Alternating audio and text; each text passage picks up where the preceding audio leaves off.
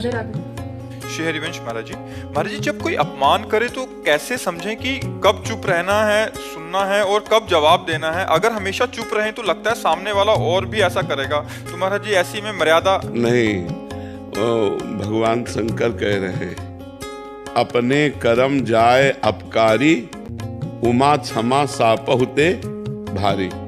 अगर हम किसी को क्षमा कर देते हैं तो हमारी क्षमा उसके ऊपर सांप से भी ज्यादा दंड देने वाली बन जाएगी।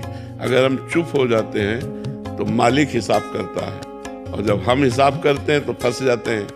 तो इसे कोशिश करें, जब हमारा कोई अपमान करे तो हमें सहकर वहां से चल देना चाहिए।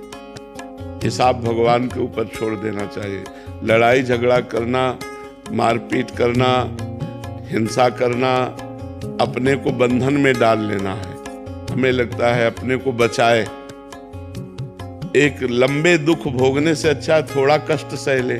जैसे कोई हमें गाली दे रहा है, हमें अपमानित कर रहा है, यदि हम उससे लड़ गए तो हमारे अंदर क्रोध आ सकता है, मार पिटाई हो सकती है, रिपोर्ट हो सकती है, फिर हम आगे बंधनों में फंसते चले जाएंगे। और अगर हम वो गाली दिया और हम चुप हुए, सुन के चल दिए, तो उसको गाली देने वाले को ऐसा दंड मिलेगा समय पर कि दोबारा किसी को गाली नहीं देगा। मालिक बहुत, हम यही कई बार चर्चा की है। देखो हमारे यहाँ भी मुकदमा कई कई वर्ष चलता रहता है, तब हिसाब हो पाता है। जैसे कोई केस हुआ तो तुरंत थोड़ी होता है, बहुत कहो 4 वर्ष लग जाए उस केस के सुलझने में, कहो 10 वर्ष लग जाए। तो ये तो एक देश की बात है और अनंत ब्रह्मांडों का हिसाब है।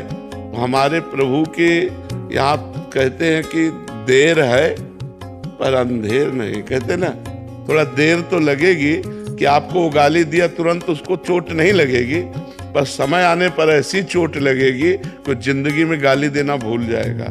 अपने को सहना चाहिए। ज्यादा विरोध और लड़ाई झगड़ा और हिंसा आदि करने से हम खुद बंधन में पड़ सकते हैं। तो हमारी सलाह तो यही है कि अगर कोई गाली दे तो चुप हो जाए, कोई अपमान करे तो सह ले, अपना कर्म मान करके कि कोई हमारा बिगड़ा हुआ कर्म होगा।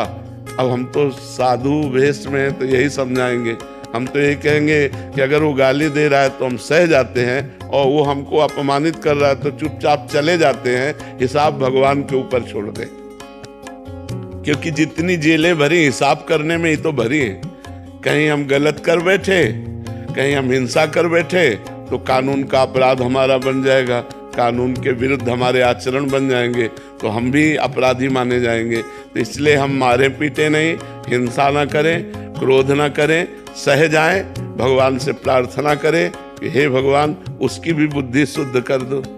उचित तो ये है कि हम उसके लिए भी अच्छा सोचें कि भगवान अगर आप इसकी बुद्धि शुद्ध कर दो तो गाली देना बंद कर दे, ये भी एक अच्छा आदमी बन जाए, तो आप इसकी बुद्धि शुद्ध कर दो। हम तो यही प्रार्थना करेंगे कि भगवान सबकी बुद्धि शुद्ध करें, लड़ाई झगड़ा ना हो, एक दूसरे का अपमान ना हो, एक दूसरे को दुख देने वाले वचन न बोले जाए।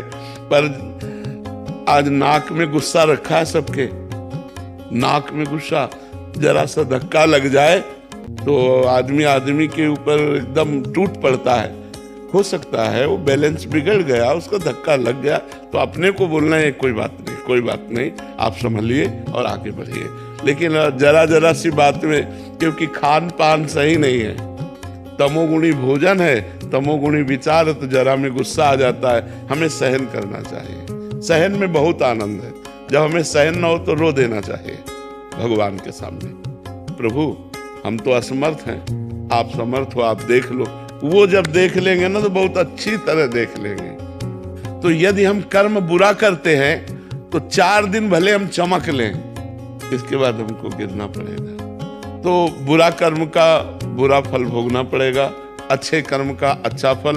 तो वो तुम्हारे साथ बुरा कर रहा है, तुम उसके साथ अच्छा करो तो तुम्हें अच्छा सुख मिलेगा, और वो परिणाम में दुख भोगेगा। ये सिद्धांत है। और लड़ाई झगड़ा करोगे तो जैसे वो अपराधी वैसे आप अपराध कर रहे हो, तो फिर उसको दंड भगवान क्यों देंगे? फिर तो आप भी अपराधी कर, उसने गाली दिया आपने गाली दे दिया, उसने विरोध किया आपने विरोध किया। उचित बात है हम विरोध न करें, हम गाली न दें, हम सह जाएं।